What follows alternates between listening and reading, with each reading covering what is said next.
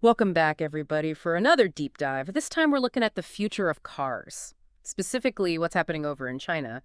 You guys sent in a YouTube video from the Electric Viking and an Italian analysis called Considerazioni.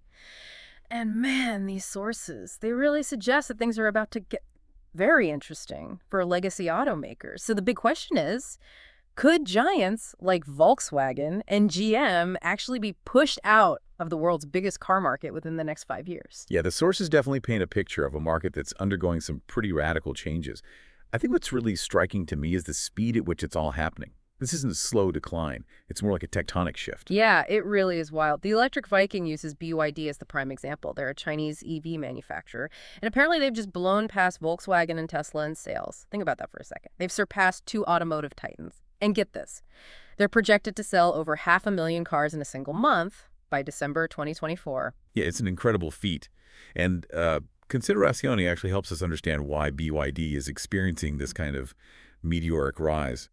They point to BYD's strategic pricing, making EVs accessible to a wider audience, and their huge investments in EV tech.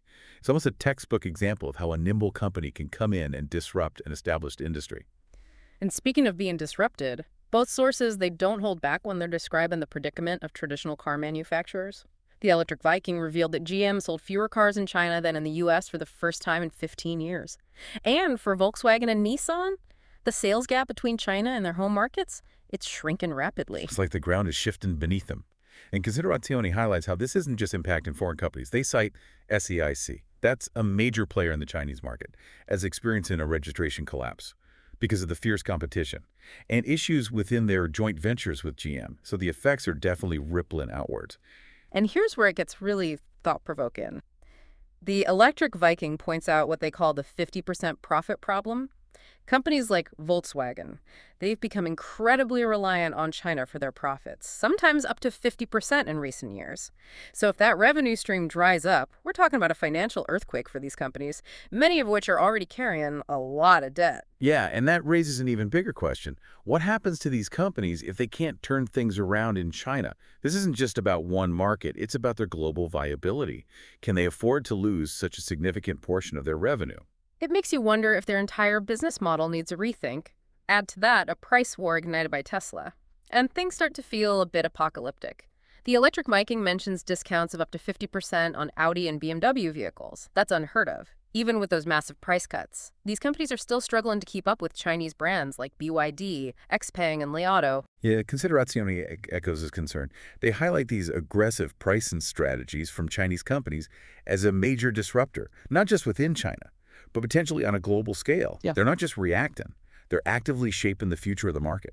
It's a stark contrast to how many legacy automakers have operated. The Electric Viking brings up this concept of vertical integration. Basically, these Chinese companies control almost every part of their supply chain, from parts and chips to EV batteries. So think about the advantages that gives them in terms of efficiency and cost management. It's a huge advantage. And Considerazione backs this up. They actually emphasize how China is dominating battery production, which is, of course, the heart of any EV. It gives them a level of control and flexibility that many legacy automakers, who rely on external suppliers for so much, simply don't have. So you have this incredible confluence of factors, the rise of Chinese EV makers, a brutal price war, and the strategic advantage of vertical integration. It really makes you wonder about the future of those joint ventures that foreign automakers were once required to have in China. The Electric Viking suggests that those days might be numbered. It's certainly an interesting point. Those regulations were dropped in 2022, the same year Tesla opened its Gigafactory in Shanghai. It's the only wholly foreign-owned factory of its kind in China. The Electric Viking actually suggests that for legacy automakers, these joint ventures might become their exit strategy. Meaning they could essentially use them to manufacture cars in China for the Chinese market and potentially even export from there. But wouldn't that be a huge step back, especially in terms of control and potential profits? It does raise questions about long-term sustainability. If these companies are essentially ceding control of the Chinese market, what does that mean for their global aspirations? Are they playing to win, or are they just trying to manage a slow decline? And how might that affect you, the listener? Will your favorite brands even be around in a few years? Or will you be driving a car you've never even heard of? It's like we're on the verge of a whole new era for the automotive industry. And the implications are huge, not just for the companies involved, but for everyone who drives a car. The Electric Viking even goes so far as to predict that most major car companies will pull out of China entirely within the next 5 years. That's a bold prediction. And while there are definitely some warning signs, it's important to remember that China is a massive market. Pulling out completely would be a huge strategic decision, with far-reaching consequences. So while some companies might scale back their operations, I'm not convinced that a mass exodus is inevitable. It's a complex situation with a lot of moving parts. And as you mentioned, the speed at which it's all happening is really what makes this so remarkable. But let's dig into some of the details a bit further. The Electric Viking also calls out the complete failure of hydrogen-powered vehicles. It's a good example of how rapidly technology can change and how difficult it can be to predict which innovations will ultimately succeed. Japan, South Korea, even GM invested heavily in hydrogen fuel cell technology, but it simply hasn't gained traction with consumers. It's a cautionary tale about betting on the wrong horse, and the irony is that it was often presented as the green alternative to gasoline, but it seems battery electric vehicles have really stolen the show. Yeah, it underscores the importance of aligning innovation with what consumers actually want and need. It's not enough to have a good idea. It has to be commercially viable and meet a real demand in the marketplace. And speaking of viability, the Electric Viking also casts some doubt on the American auto industry, specifically the big three, GM, Stellantis, formerly Chrysler, and Ford. They don't go into too much detail, but they seem to suggest that they are especially vulnerable in this shift in landscape. It's important to acknowledge that there are differing viewpoints on this. While the big three certainly face challenges, they're also making some progress in electrification. The real question is whether they're moving fast enough to catch up.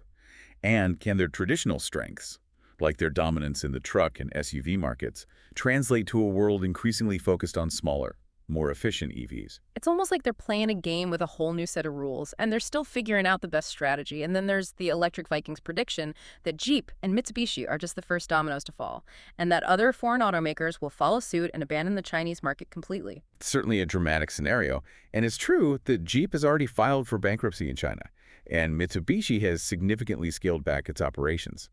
But again, completely withdrawn from such a large and potentially lucrative market would be a huge decision. It's something these companies would have to weigh very carefully. What we're seeing is a kind of high-stakes game of chicken. Will legacy automakers double down on their investments and fight for market share? Or will they decide to cut their losses and retreat? And the clock is ticking. Every day that passes, Chinese automakers are gaining more ground, both domestically and internationally. This is a pivotal moment for the global auto industry, and the choices made in the next few years will have a ripple effect for decades to come. You've painted quite a picture here. A market in a state of complete transformation. New players emerging at the top, and those industry giants facing an unprecedented challenge. What are the key takeaways you think listeners should walk away with?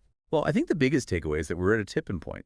The old rules of the automotive industry about brand dominance, market share, even the very definition of what a car is, are being challenged in a way we haven't seen in a century. It really does feel like a new frontier, and no one's quite sure what the landscape will look like when the dust settles. But what does this all mean for the average car buyer, the person thinking about their next vehicle purchase? I think it means we're about to see a lot more choices, potentially lower prices, and access to even more cutting-edge technology. The question is, will consumers be willing to embrace brands they might not be as familiar with? Will brand loyalty survive this kind of upheaval? Those are great questions. So bringing it back to our original question, are legacy automakers truly facing an existential crisis in China?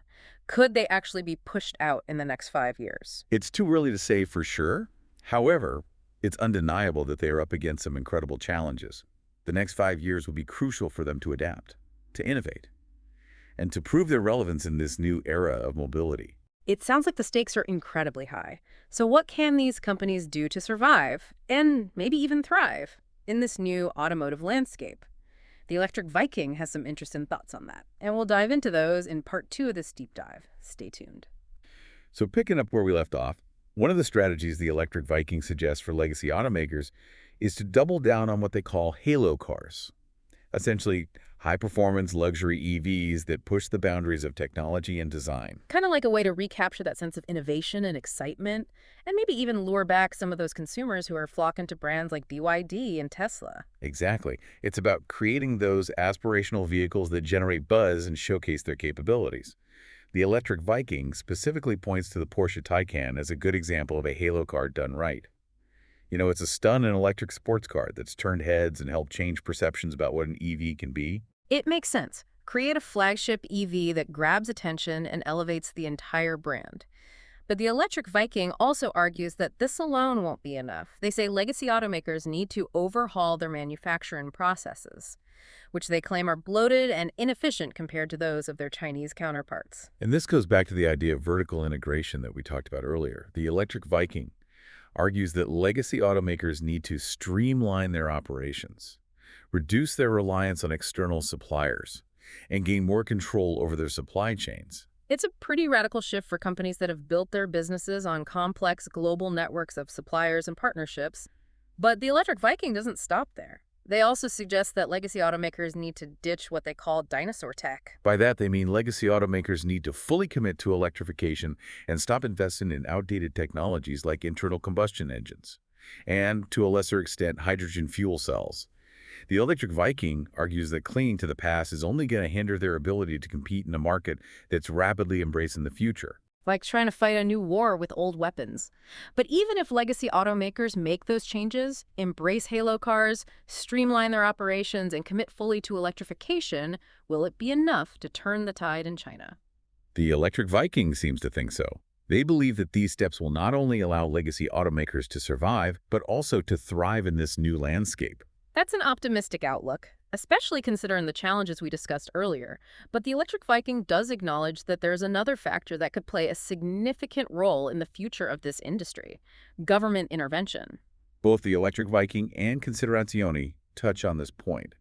They argue that governments around the world, especially in Europe and North America, will need to implement policies that support the transition to electric vehicles. Things like tax incentives for EV purchases, investments in charging infrastructure, maybe even stricter emissions regulations that make gasoline-powered cars less attractive. Exactly.